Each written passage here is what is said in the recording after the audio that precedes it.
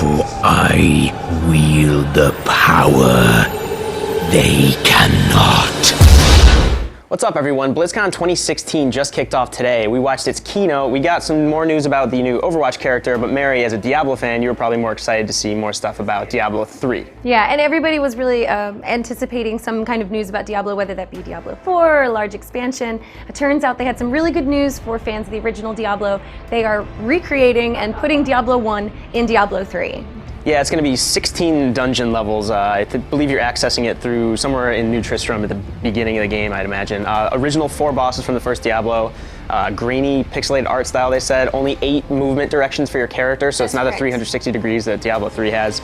Yeah, as a Diablo fan, are you more excited for this than you would have been for potential new game? I guess that's kind of an obvious question, but yeah. How do you feel about this being in a patch in Diablo 3? I think a lot of fans were hoping for maybe Diablo 4 or a new expansion, but for fans of this original trilogy, there's nothing better than being able to recreate the original Diablo in the way that it was meant to be played. So getting those 8 directions, getting the authentic style, and they're adding all the original music and sound effects. So to people who really want to have that authentic experience, now you can experience that in Diablo 3. I mean, that is something really cool, and that's something diehard fans are going to want. So I'm really excited to play that, and to a degree, I don't know if I actually needed a Diablo 4. I felt pretty good with this trilogy. So for an actual a true fan, this is actually this is good, and I like this, and I'm excited to play it. But in addition to giving us Diablo 1 within Diablo 3, they also announced a new character class.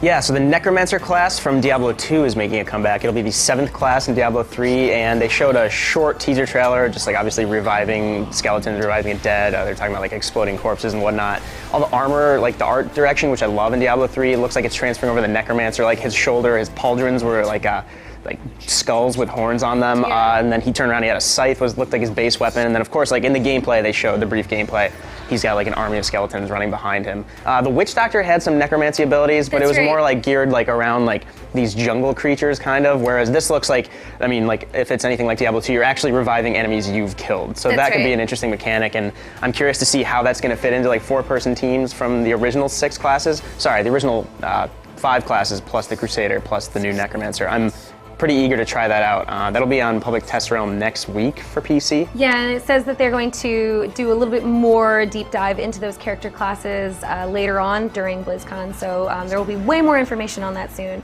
But there was definitely a gap, right, for people who, even using the Witch Doctor, had to force their way into a Necromancer build. So this is kind of filling in those character classes much more. So for people who always wanted that back from the old days of Diablo and Diablo 2, now you're getting that character class that you've wanted. So that's a really nice addition to kind of completing this game. And then they're also announced 2 new areas. Yeah, if you're like me and you prefer adventure mode now that you've beaten the story 6 or 7 times, the 2 new zones are accessible through the bounty map in adventure mode. One is the Shrouded Moors, the other is the Temple of the Firstborn. So even with your original characters, there'll still be a little bit of new content to play.